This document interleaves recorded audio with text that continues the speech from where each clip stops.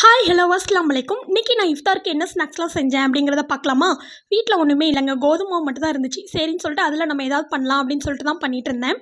First வந்து மாவுலாம் பிசைஞ்சு வச்சுட்டு, அதுக்கப்புறம் வந்து சப்பாத்தி உருட்டுற மாதிரி உருட்டி எடுத்துட்டு சம்சாக்கு நம்ம ஸ்டஃப் பண்ணி ஃப்ரை பண்ணுவோம் இல்லையா, அதே மாதிரி பண்ணிட்டேன். நெக்ஸ்ட்டு வந்து மடக்கு பனியம் தான் செய்ய போகிறேன். அதுக்கு நான் என்னெல்லாம் பண்ணேன்னா, தேங்காய், பாதாம், அதுக்கப்புறம் சீனி, இது எல்லாத்தையுமே ஆயிலில் போட்டு வறுத்து எடுத்துட்டு, அதுக்கப்புறம் சப்பாத்தி மாதிரி நம்ம உருட்டி வச்சுருக்கோம் இல்லையா, அது உள்ள ஸ்டஃப் பண்ணி பனிய ஷேப்புக்கு நம்ம எடுத்துக்கணும். நெக்ஸ்ட்டு வந்து அதை ஆயிலில் போட்டு ஃப்ரை பண்ணி எடுத்துட்டேன். அதுக்கப்புறம் ரஸ்னா வந்து ப்ரிப்பேர் பண்ணி ஃப்ரிட்ஜில் வச்சுட்டேன். நெக்ஸ்ட்டு வந்து அவல் பால் தான் செய்ய போகிறேன். இந்த அவல் பாலுக்கு வாழைப்பழம் இருந்தால் நல்லாயிருக்கும். பட் ஆனால் இல்லாதனால மாதுளப்பழத்தை தான் வச்சு செஞ்சுருந்தேன் சிம்பிளாக. அதுக்கப்புறம் பேலன்ஸ் இருந்த மாதுளப்பழத்தை ஜூஸ் போட்டு வச்சுட்டேன். ஃபைனலாக இன்றைக்கி இஃப்தாருக்கு என்னெல்லாம் ரெடி பண்ணியிருக்கேன் அப்படிங்கிறத பார்க்கலாமா? தண்ணி, டேட்ஸ், வீட்டில் போட்ட ரஸ்னா, எங்கள் ஊர் ஃபேமஸான மடக்கு பனியும், காரத்துக்கு வந்து சம்சா மாதிரி ஸ்டஃப் பண்ணி ஃப்ரை பண்ணியிருந்தோம் இல்லையா அதான், அதுக்கப்புறம் அவல் பால், மாதுளப்பழம் ஜூஸ், இதெல்லாம் தான் நான் இன்றைக்கி இஃப்தாருக்கு ரெடி பண்ணியிருந்தேன். லைக் பண்ணுங்கள், சப்ஸ்கிரைப் பண்ணுங்கள். Bye friends.